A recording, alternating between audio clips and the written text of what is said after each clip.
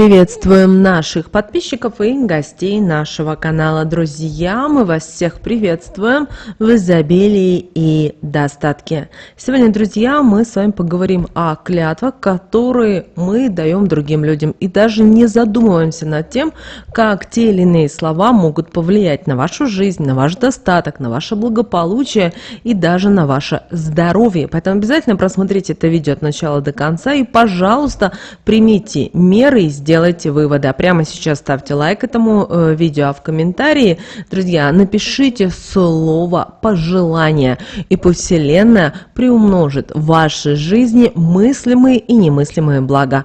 Также, друзья, всех хотим поблагодарить за донаты, которые вы нам отправляете. Нам очень-очень приятно.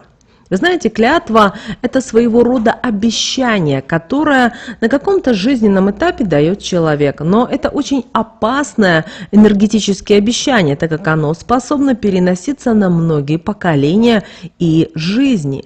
Если вы надумали кому-то дать клятву, нужно быть уверенным, готовы ли вы к такому энергетическому воздействию на себя и на тех, кого она будет касаться. И часто люди думают, что это просто слова, а когда приходится за них отвечать, так как они не были воплощены в жизнь, и им приходится об этом сильно пожалеть.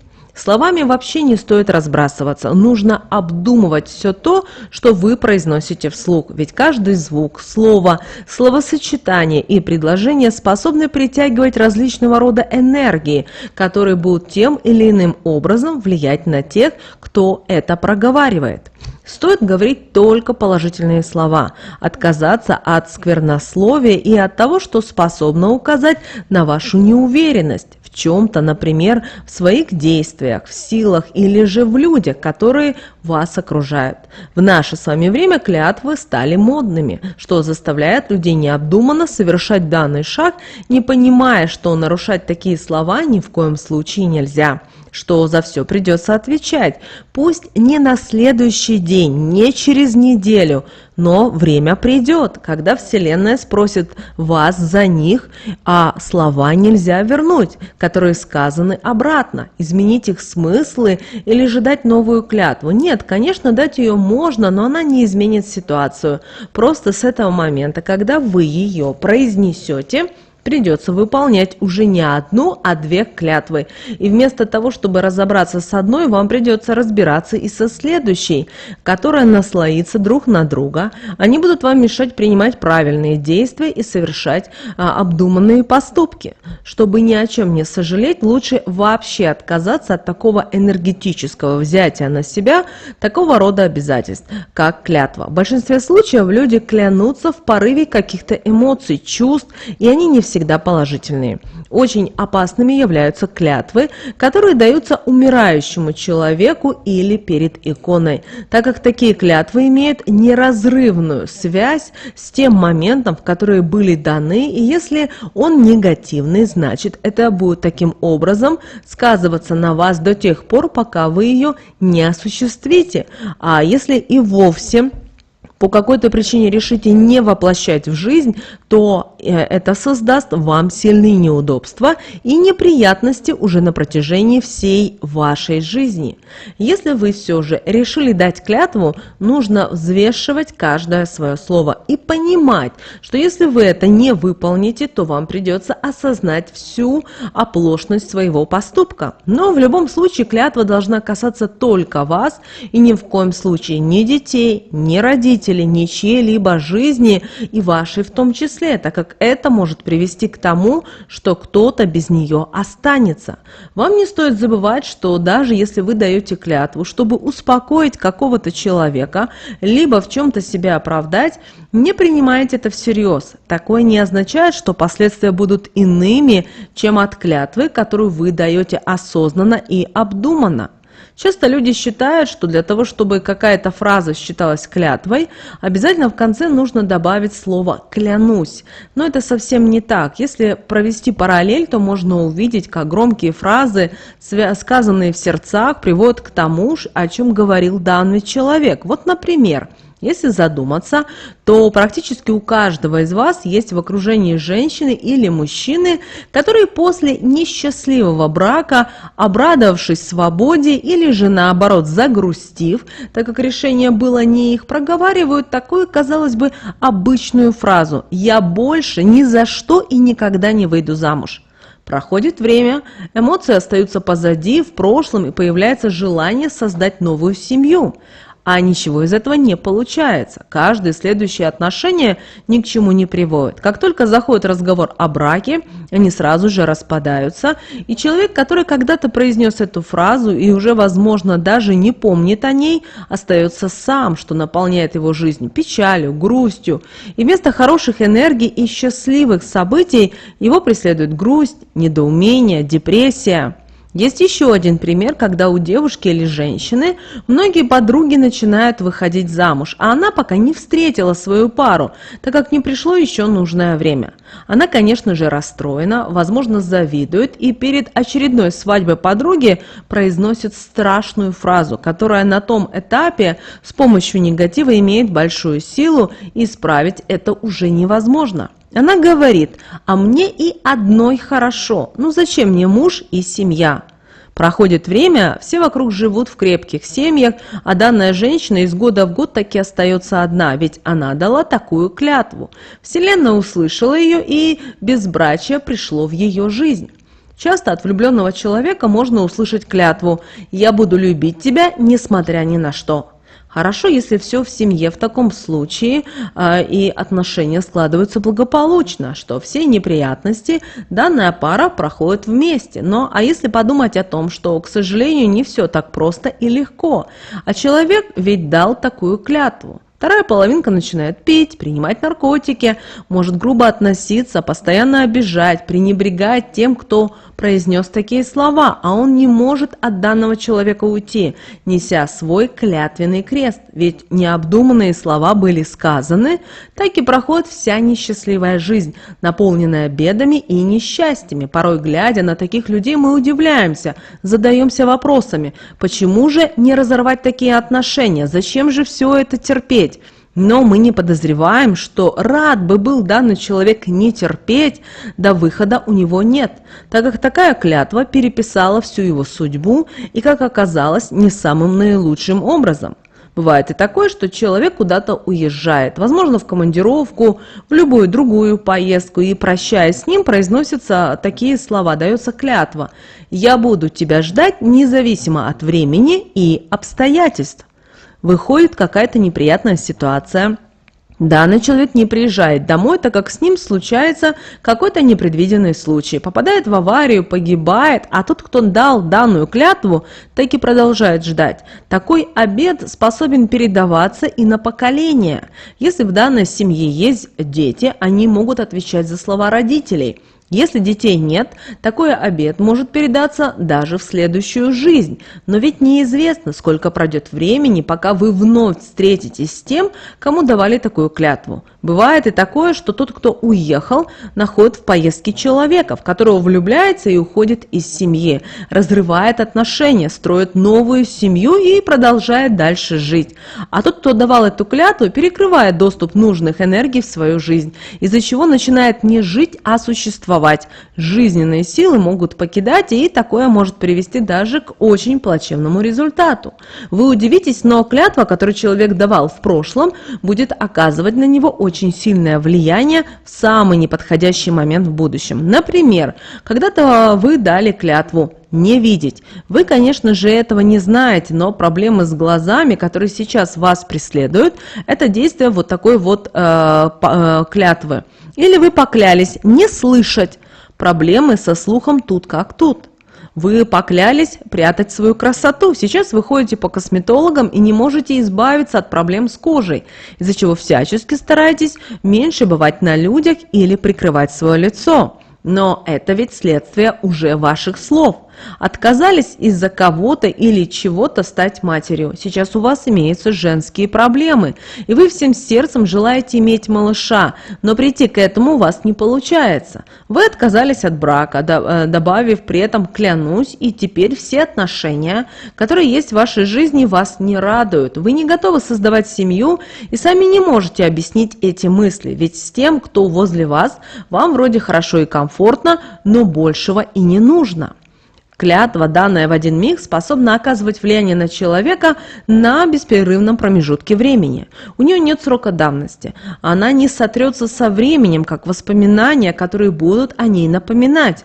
Поэтому порой лучше промолчать, просто сказать о своих чувствах, чем что-либо обещать, не зная, к чему это приведет в последующем и как за это потом придется отвечать. Клятва может даваться и во время неприятного разговора, в ссоре. Тогда она несет в себе разрушительные энергии, и очень скоро тот, кто это произносит, пожалеет и ощутит на себе все сказанное в гневе. Например, пара выясняет между собой отношения, и женщина видит, что бессильно что-то изменить, и говорит своему супругу: «Я клянусь нашим ребенком, ты об этом пожалеешь».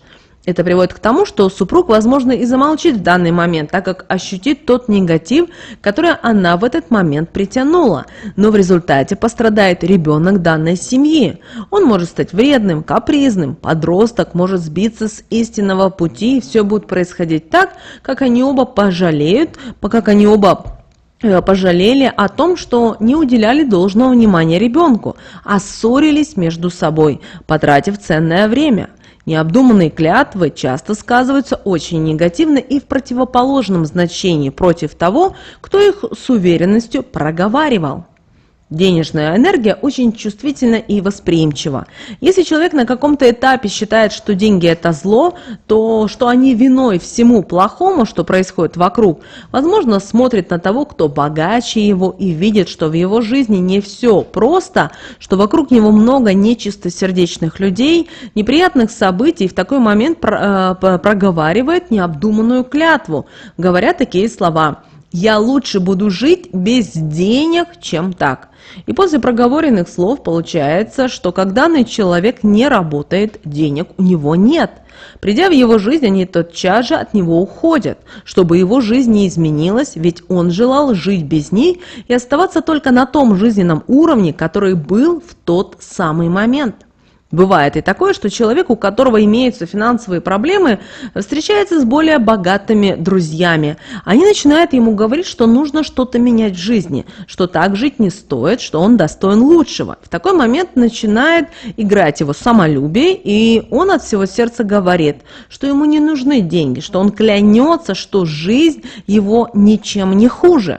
Пройдет время, и данный человек осознает, что друзья были правы, решит начать что-то реально менять, но у него ничего не будет из этого получаться, ведь все, за что он будет браться, будет выходить не так, как он того желает. Безденежное будущее ему просто-навсего будет обеспечено. Если задуматься, то данными словами этот человек ничего хорошего не притянул в свою жизнь, только финансовые проблемы. Он неправильно трактовал слова, произнес какую-то необдуманную клятву, а стоило больше времени уделять учениям. Тогда было бы известно, что деньги приводят к богатству, а богатство – это благо, которое дает Вселенная, поэтому нужно принимать их с большим удовольствием и с большой благодарностью. Если вы видите, что в вашей жизни что-то не получается, как вы к этому не стремились бы, прислушайтесь к своему внутреннему голосу. Он подскажет вам, в чем дело и на какой именно момент в своей жизни вам нужно обратить внимание. Если эта клятва дана вами не в этой жизни, нужно дождаться полнолуния. Повторить это нужно будет в полнолуние и в следующие 2 месяца. Когда придет время для ритуала, напишите на листке бумаги такие слова: «Ту клятву, что когда-то произнесла, огонь из моей жизни убери, вода меня от нее очисти, пусть от этого ярма освобожусь и больше в него никогда не вернусь. Все осознаю и за это прощение от чистого сердца прошу». Выйдите далее на улицу, подожгите лист бумаги с данными словами, и когда он будет гореть, окурите ним себя трижды. После этого положите его на землю и трижды потопчитесь по нему. Когда закончите, возьмите воду, которую вам нужно взять с собой. Это может быть как бутылка, так и банка с водой. Умойтесь трижды, остальную воду вылейте на себя, проговаривая такие слова. С этого момента я чиста, от клятвы свободна. Вода негатив от нее смывает, далеко в земле его заключает. Когда закончите, идите домой, не умывайтесь и не купайтесь до рассвета. Через 3 месяца, когда вы полностью закончите с ритуалом, вы увидите, что ваша жизнь начала идти новым путем, что то, что ранее было для вас недосягаемым, начало появляться или же происходить в вашей жизни. Если вы предполагаете, что то, что с вами происходит, передалось вам через поколение, или кто-то из вашей жизни дал необдуманную клятву, вам нужно на протяжении 7 недель, каждую неделю в новый день давать нуждающемуся какую-то денежную купюру, проговаривая такие слова. Деньги нуждающемуся даю клятву данную, не мной искупить хочу. По истечении этого времени вам нужно будет накормить 9 нуждающихся в этом людей. Когда будете это проделывать, проговаривайте такие слова. Помощь нуждающимся окажу, себя от клятвы данной отсоединю, так как ее не давала и о ее происхождении не знала. Добро излучаю, шанс свой собственный, на счастливую жизнь получаю. Когда вы закончите, через время вы увидите, как все начнет меняться, но не стоит спешить, ожидать очень быстрых изменений, так как энергетическая связь, которая тянулась на протяжении поколений, не так легко разорвать. Должно пройти время, чтобы получилась энергетическая перезагрузка такого масштаба. Если вы знаете, что клятва, которая привела к тому, что у вас сейчас происходит, вы дали в своей жизни, вернитесь в начало того момента, когда это происходило, и обдумайте то, почему вы это сделали. Постарайтесь изменить данную ситуацию или же воплотить в жизнь то, в чем вы когда-то поклялись. Если такой возможности уже нет, значит, на убывающую луну зажгите свечу, встаньте перед ней на колени и от души покайтесь в том, что произнесли необдуманные слова. Важно, чтобы вы делали это искренне. Свечи дайте догореть и выбросите огарок. Проделав это, попросите у Вселенной о том, что вы желаете привлечь в свою жизнь. Главное, верьте в свои силы, в то, что вы способны начать жить по-новому, быть счастливым человеком, что все это останется позади, и вы увидите, что так и будет. Мой вам совет: не стоит экспериментировать с клятвами, так как если что-то вы сделаете неправильно, вам придется за это отвечать, а влияние от клятвы может коснуться абсолютно любой, без исключения, сферы вашей деятельности и жизни в целом. Но если все-таки вы считаете, что без клятвы вам не обойтись, то вы должны осознать все, что она вам способна дать, к чему приведет вас ваше обещание и чем это для вас может закончиться. Если вы по какой-то причине ее не воплотите, если готовы к этому, тогда клянитесь. Друзья, мы надеемся, что наша информация была для вас полезна и важна. Прямо сейчас, друзья, ставьте лайк этому видео. В комментарии напишите, что вы думаете по этому поводу, правильно ли давать клятвы, обещания другим людям. Друзья, ну а прямо сейчас ставьте лайк этому видео, подписывайтесь на наш канал, если вы еще не подписаны, у нас много интересной информации. Но прямо сейчас на экране, друзья, вы видите 2 всплывающих окна. Это следующее рекомендованное видео для вас. Нажимайте на то видео, которое вам на интуитивном уровне понравилось больше, и смотрите. Всех благ, услышимся в следующем видео.